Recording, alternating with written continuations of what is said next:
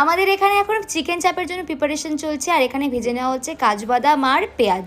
এখানে ভালো করে বেরেস্তাটা বেটে নেওয়া হয়েছে, আর তার মধ্যে দেওয়া হচ্ছে কাজু পোস্ত বাটা, আর এটা দিয়ে অনেকক্ষণ ধরে কষিয়ে তার মধ্যে ম্যারিনেট করা চিকেনগুলো দিয়ে দিতে হবে। চিকেনটা ম্যারিনেট করা হয়েছে দই, চাপের মশলা, আদা, রসুন, কাঁচা লঙ্কা সব কিছু দিয়ে বেশ অনেকক্ষণ রেস্টে রাখা হয়েছিল, আর তারপরে এগুলো চলে যাচ্ছে মশলার মধ্যে। আর তোমরা হয়তো এতক্ষণ ভাবছো যে আমি ক্যামেরাটা করছি, আমি ক্যামেরার পেছনে আছি, কিন্তু না, আমি আছি এই দেখো, কুড়ের কী বা দিন কী বা রাত।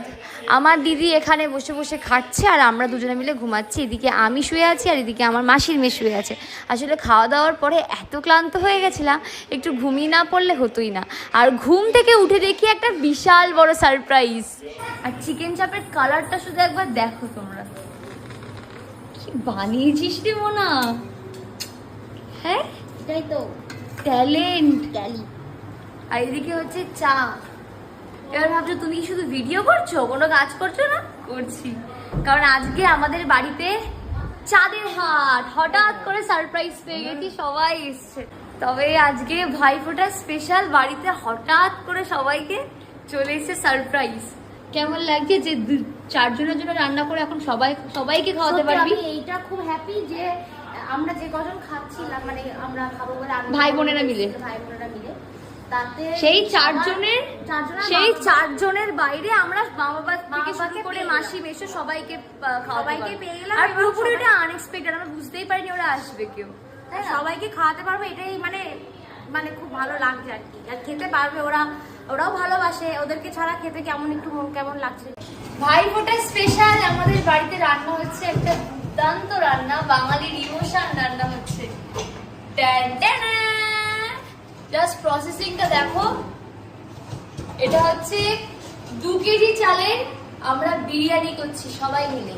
আমি হাতে নাতে কাজ করেছি, মেন রাঁধুনি হচ্ছে ওইখানে, ও শুধু লাস্টে আটার উপরে মাখতে বলে।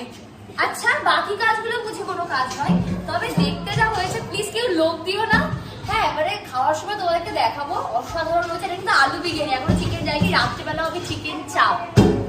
আর আপাতত এটার সাথে আমরা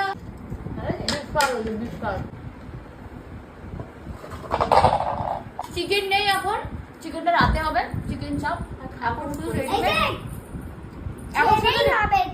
আমি আবার যাবো রান্না করতে, আমি আবার রান্না করতে যাবো। এখন শুধু রেডিমেড এটা আলু বিরিয়ানি খাওয়া দাওয়া, আমরা আবার যাবো চিকেন চাপ। আমার দাদা ভাই এখন কাটছে, ভাইয়ের কপালে ফোঁটা দিয়েছি, তাই বাইকে আজকে 6টার সময় বিরিয়ানি খাওয়াচ্ছি। কাটাতে দে না, তলায় তো চলে, বুঝলি তো। দেখো রাইসটা দেখো কতটা ঝুরঝুরে হয়েছে, দেখতে পাচ্ছ তো।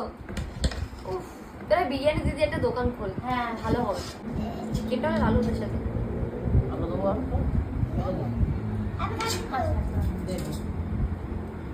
রাইসটা এত সুন্দর টেস্ট হয়েছে দিদি।